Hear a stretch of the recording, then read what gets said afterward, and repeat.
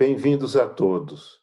Nós estamos aqui, então, iniciando este curso denominado Deus Uno e Trino, em latim, De Deo Uno e Trino, que foi um curso anual virtual e, posteriormente, gravado para aproveitamento posterior. Nós estamos olhando aqui, vendo, em Viena, da Áustria, um monumento em praça pública em homenagem à Santíssima Trindade, Deo Trino, o Deus Trino, né? Toda a onipotência, sabedoria e amor, fonte de tudo isso. E também dedicado a Maria Virgem, e ela vai aparecer para nós aqui em outro momento, aqui noutra imagem, que aqui está, já no topo desta coluna. É preciso fé para construir em praça pública um monumento. Nós vamos olhar para esse curso, né, De Deo Uno et Trino, em latim, sobre essa perspectiva clássica, São Tomás de Aquino, por exemplo. Mas vamos trabalhar muito com imagens. Aqui está, em praça pública, outra, né, homenagem à Santíssima Trindade. Os dois em Viena, né? Ou seja, aqui, aliás, os três. Bom, um terceiro não é em Viena, mas é também na Áustria. E nós temos toda uma coluna com anjos desenhados, e lá em cima um triângulo com todas as glórias, os raios visuais saindo em todas as direções. Já este outro também, aqui também uma coluna, e lá em cima, em tons dourados, nós temos Pai, Filho e Espírito Santo, a cruz de ouro, né, e as irradiações. Vamos dar um zoom? Aqui está o zoom, em que a gente vê agora aqui claramente, né, o Filho Redentor do mundo, o Pai, o Criador, e o Espírito Santo, que procede de ambos, carregados em nuvens douradas por uma série de anjos e também com o fulgor da sua glória aí espalhando. Eu trouxe essas imagens não só para mostrar a fé de outros tempos, mas que tem que ser também dos nossos tempos, mas para dizer que nós vamos trabalhar com imagens, as imagens e a sua leitura. Vamos, então, neste curso, falar da unidade e trindade de Deus através de imagens. É claro que precisamos de um pouco de texto, mas começaremos pelas imagens. Vamos falar, então, num primeiro ponto, sobre a revelação de Deus. Deus que se revela aos homens. Aqui nós temos uma imagem de Santo Agostinho. Olha só, esse coração enamorado. Aí tem na sua mão esquerda, né, um coração aqui representado, cheio de fogo. Esse fogo passa pela sua inteligência em direção à verdade. É isso que ele busca. Busca essa inspiração. E essa inspiração ele vai traduzir através de sua pena em seus escritos. Em seus escritos que desfazem os erros dos hereges. Aqui ele está pisando em 3 livros e na lombada se vê o nome dos hereges aqui. Um deles é o Pelágio, ou pelagianismo. Não vai dar para falar e ir até o fundo em todas as imagens, mas isso fica como uma lição de casa para procurar na internet. Então, procurem Santo Agostinho, Pelágios, Veritas, e você vai encontrar essa imagem. É de tempos antigos. A gente vê que ele escreve com uma pena. O que está aí representado é de outras épocas.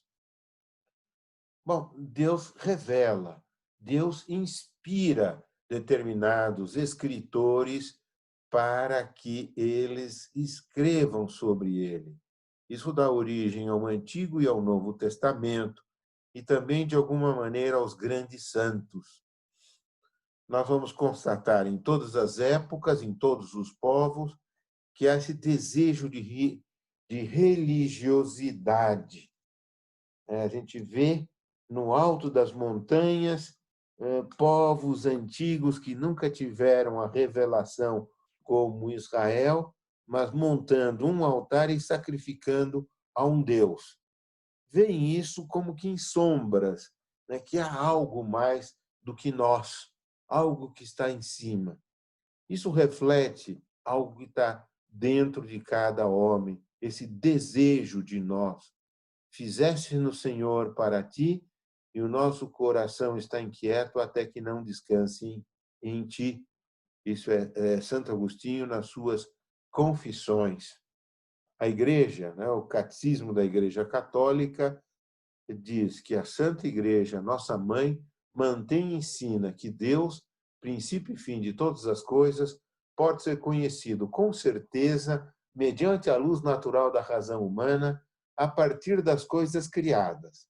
Sem esta capacidade, o homem não poderia acolher a revelação de Deus. O homem tem esta capacidade porque foi criado à imagem e semelhança de Deus. Imagem e semelhança. A gente vê aqui, no famoso afresco de Michelangelo, no teto da Capela Sistina, um momento em que há um toque de duas mãos de Deus que infunde a alma num corpo já feito. Ele ainda não tem alma. É a partir desse toque que ele se torna vivente e semelhante a Deus.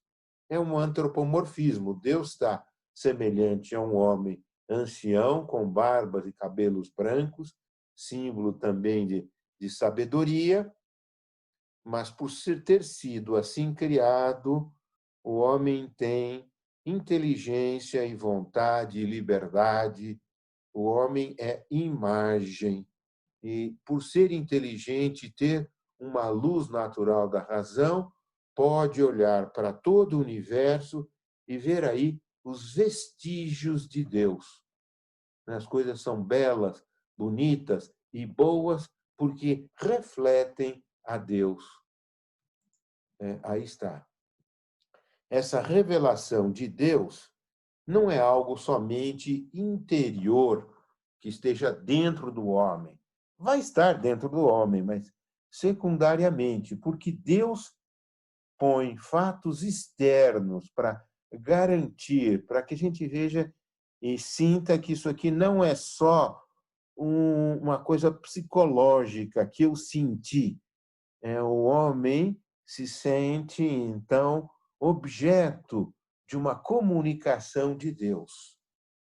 E essa comunicação de Deus, essa manifestação, essa teofania se dá ao longo da história, como nós vamos ver. E Deus, por outro lado, quer que todos os homens se salvem, não só os filósofos, seria muito pouco, né?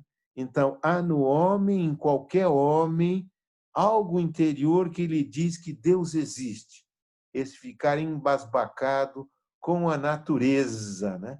Então, qual é a estratégia de Deus na história? Ele vai se revelando pedagogicamente, pouco a pouco, numa complexidade crescente. Mas olhe só para esse algo da natureza, essa imagem aqui dessas pedras testemunhas sobre as quais crescem árvores e vegetação. O céu e a terra manifestam a glória de Deus. Então, Deus se revela pedagogicamente para que essas verdades sejam conhecidas por todos, sem dificuldade, com uma certeza firme e sem mistura de erro. Então, também num documento chamado Dei Filhos, capítulo 2. E por meio do seu Filho, por meio de Jesus Cristo, nós chegamos ao conhecimento da Santíssima Trindade. Eu e o Pai somos um. Não é preciso que eu vá. Se eu não for, não vos enviarei o Consolador, o Espírito de verdade, o Espírito Santo. Então, o Novo Testamento é uma revelação da Santíssima Trindade através do Filho. Ninguém viu o Pai senão o Filho, mas também aquele a quem o Filho quiser revelar. E o homem foi criado para conhecer, amar e servir a Deus nesta vida e gozar para sempre dele no céu da sua felicidade. Então, o homem vai participar de Deus, mas vai participar de Deus trino, vai entrar em comunhão com a vida trinitária. Vamos ver isso depois. Então, Deus se revela. Deus se revelando, isso requer algo do homem, requer uma resposta, que é a fé. E a fé vai dizer: eu creio. Creio em Deus Pai, em Deus Filho e Deus Espírito Santo. E aqui está representado, em quase que em branco e preto e uns tons de marrom dourado, duas mãos que seguram uma cruz, que é o Pai sustentando o Filho. E o Filho na cruz porta também a coroa de espinhos. E o Espírito Santo, com raios fulgurantes, completa a Trindade, unindo as asas que aí estão. São maneiras simbólicas de representar a Trindade. Tem algo de pessoa aqui, não estão as pessoas completas. É antropomórfico? De alguma maneira, sim, de alguma maneira, não. É antropomórfico pelas mãos humanas, mas a cruz e a coroa representam Cristo. E a pomba é o próprio Espírito, quem se revela com o símbolo que ele escolheu, como a gente vê no batismo de Cristo no Jordão, em Ardenit, o local lá do rio, onde se estreita o lago de Genezaré e começa o rio Jordão. Essa revelação se dá no tempo, pouco a pouco. No Antigo Testamento, Deus faz alianças com Noé, em primeiro lugar, o arcobaleno, o arco-íris, seja esse o sinal da nossa aliança. O cristão pode ter como lembrança de Deus esse arco, the end of a rainbow. O que nós vamos encontrar no fim do arco-íris? Um pote de ouro, a pot of gold? Ou vamos encontrar Deus no arco-íris, no fim, no começo e em todo o seu meio? As águas baixaram, o sol brilha, reflete nas gotículas e forma todas as cores. Aliança com Noé, Deus salva o seu povo. Depois, uma aliança com Abraão, Deus o tira da sua terra, na Caldeia, da sua parentela, e diz: vai para a terra que eu vou te mostrar. E Abraão tem o seu filho Isaque, Isaque tem Esaú e Jacó, Jacó dá origem às 12 tribos de Israel, que são depois feitas prisioneiras, escravizadas no Egito.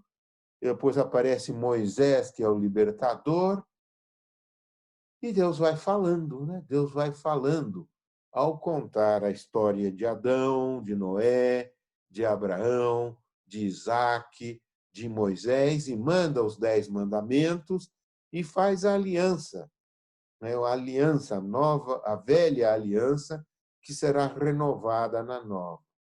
E Deus chama o seu povo, e vai, quando o povo se desvia, manda os profetas que trazem mensagens de Deus, às vezes de castigo, mas outras vezes não. Mas sempre fazendo que o povo volte para Deus. É um ciclo que se repete aí. A revelação é progressiva e tem o seu cume em Jesus Cristo. Aqui, Jesus Cristo, alfa e ômega. E nós vemos nas duas laterais aqui, esses na realidade, são 3, mas esses braços, que parecem cruz, mas não são cruz. É uma distinção. Os santos têm simplesmente a auréola, mas Cristo tem 3 raios luminosos para dizer que não só é santo, mas é 3 vezes santos. Agios Theos, trisagium, 3 vezes santo. A Epístola aos Hebreus começa assim: multifariam, multisque modo olem Deus loco in patribus in profetis, novissimi diebus istis locutus est nobis in filho. De muitas maneiras e muitos modos, Deus falou antigamente para os nossos pais através dos profetas. Nos últimos dias, falou para nós no seu Filho, em filho. O corretor automático fez bobagem aí. E aí surge, então, o conceito de aliança e de fidelidade. Conceito importantíssimo, né? Scott Hahn, por exemplo, trabalha muito com esse conceito da aliança. Testamento quer dizer isto, né? Do Novo Testamento, né, que será derramado por vós, etc. E o povo tem que responder com uma fidelidade à aliança. A aliança entre marido e mulher significa exatamente isso, essa fidelidade. Nós vamos ser fiéis a um determinado compromisso. Compromisso entre Deus e o povo. Mas Moisés sobe a montanha e o que acontece? O povo começa a adorar o bezerro de ouro que mandou construir. Moisés desce, enche as paciências e quebra as tábuas da lei ali, que eram em pedra, e volta para Deus e conta. Depois Deus manda castigos, o povo se arrepende e volta a ter a fidelidade. Está aqui, né? Então, basta descuidar um pouco que o povo já pega todo o ouro. Veja só, né? Não é que o povo foi conivente, né? Ninguém dá um ouro à toa. Mas o que querem, né? Querem o que com isso? Não há um Deus que os tirou do Egito, que separou as águas do Mar Vermelho e os fez passar a pé enxuto. Deus que faz mil coisas por eles e milagres e prodígios, e basta Moisés ficar alguns dias lá em quarentena na montanha para que eles queiram a festa e entreguem o melhor que eles têm, o ouro, para a fabricação de um bezerro e começam a adorar o bezerro de ouro e são infiéis a Deus. Aí está, né? E aí Deus às vezes manda um castigo, e manda profetas, o povo se arrepende e Deus perdoa. E assim vai. E assim vai até Jesus Cristo. Mas essa revelação de Deus, uno e trino, essas alianças no Antigo e Novo Testamento, é o que vai explicar, é a única coisa que explica os grandes mistérios da vida humana, né? Mistérios da dor, da morte, da doença e saúde, êxito e fracasso, padecimentos de injustiças. Então, a grande pergunta é: qual é o sentido da vida humana? Sendo que a gente quer fazer o bem e muitas vezes só toma na cabeça. Nesse mundo parece que o mal vence. E a gente vai e sofre, tem doenças. Alguém brincava, né? Se você acorda e não dói nada, é que você morreu. Alguma coisa tem que doer, passado um certo tempo. Então, qual é o sentido do sofrimento? Né? Qual o sentido dessa vida humana no meio do sofrimento? Está aí, olha para o crucifixo, olha para o crucificado, para Cristo na cruz. Né? Cristo na cruz tem que passar por aí, passa-se pela cruz. São Paulo diz, né? Que Cristo humilhou-se a si mesmo, feito obediente até a morte, e morte de cruz. Por isso, Deus o exaltou e lhe deu um nome que está acima de todo o nome, para que em nome de Jesus se dobre todo o joelho no céu, na terra, nos infernos e em todos os lugares. Então, para entrar na sua glória, era necessário que Cristo padecesse. É o que ele diz aos discípulos de Emaús. E vocês não entendem isto? Né? Da cruz, né, com Cristo, até a glória imortal do Pai. Queremos chegar ao céu? Temos que passar pela cruz. A cruz é fonte de mérito. Ninguém vai de graça para o céu.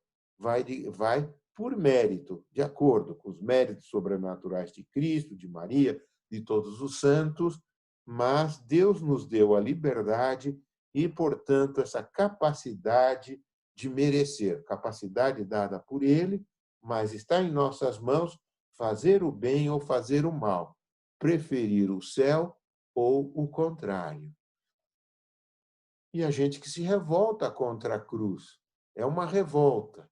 É uma revolta, é o desespero. Se não se olha para Cristo, é isso. Não há esperança humana. Do ponto de vista humano, a vida é mesmo uma angústia. Sartre acertou na mosca, né? A única coisa que poderia dar sentido à vida humana é Deus. Mas se Deus não existe, né, a vida não tem sentido. A vida, o homem, é uma paixão inútil, porque a gente quer ser feliz, está fadado ao fracasso, à infidelidade, à infelicidade. Retomando, né? Então, há um conhecimento natural, espontâneo de Deus, que vem dessa capacidade colocada dentro de nós de admirar a vida e a grandeza que existem no universo. E eu digo que há momentos ou experiências de infinito, né? Olhe para o mar, uma praia, olhe para o mar, você vai ver muitas vezes o mar batendo nas rochas, com espuma, um vai e vem, as montanhas, matas, mas, sobretudo, o horizonte, onde céu e terra se encontram, onde mar e céu se encontram. Isso dá uma sensação de grandeza, de imensidão e da nossa finitude. Essas são experiências que nos elevam até Deus. Né? No final de um dia, numa noite estrelada, olhe para o céu. E a ciência vai dizer que a estrelinha mais próxima está a 4,3 anos viajando na velocidade da luz. E nós temos, então, a estrela mais próxima da nossa galáxia. E depois dessa galáxia até uma outra galáxia, e dessa outra até a outra e até a outra. E a gente olha por um telescópio e vê as cores do universo. Não só azul, mas alaranjado, verde, vermelho. Tem uma famosa a caixinha, Miracete, a maravilha da baleia. Estrelas, 4, 7 grandes estrelas multicoloridas. Quem fez isso? São Paulo, na Epístola aos Romanos, diz: desde a criação do mundo, as perfeições invisíveis de Deus, o seu eterno poder e a sua divindade tornaram-se visíveis à inteligência através das coisas criadas. E continua, de modo que são inexcusáveis, quer dizer, que não há desculpa para nenhum homem de não pressentir a existência de Deus. E culposamente o homem pode adorar os seus bezerros de ouro, o seu imbigo de ouro. São Tomás de Aquino foi quem sistematizou 5 vias, 5 caminhos para chegar até Deus. São as chamadas provas, e provas racionais. Nós não vamos descer em detalhe em nenhuma delas, mas quem quiser encontra isso muito facilmente. A primeira é do movimento, né, que as coisas se movem, e uma move a outra, e a outra move outra. Então, se não houvesse um primeiro motor que não se move, não haveria movimento. Então, Deus é o primeiro motor imóvel de todo o universo, e move a modo de inteligência. Está aí São Tomás aí com a sua pena de ouro, escrevendo a Suma Teológica, inspirada pelo Espírito Santo, pela Trindade. E aí estão diversos papas e cardeais aprendendo dele aqui e lendo a Suma Teológica. Já a segunda via, Deus é a causa primeira. Quem veio antes, o ovo ou galinha? Um ovo veio de uma galinha, a galinha veio de um ovo, e assim é de infinito. Não dá para ir até o infinito. Bom, e se a galinha veio do quê? De um réptil? Tá bom. E esse réptil veio de outro réptil e está ok, e de acordo. Como é que surgiu o ser? Imediatamente nós passamos também à terceira via, daquele ser que é necessário por si mesmo e que mantém tudo na existência. Se Deus não existisse, nada existiria. O fato de nós estarmos aqui significa que Deus existe e está nos mantendo na existência. Outra ideia, outra via, é dos graus de perfeição. Se nós vemos que há coisas mais perfeitas e menos perfeitas, deve existir uma fonte da perfeição.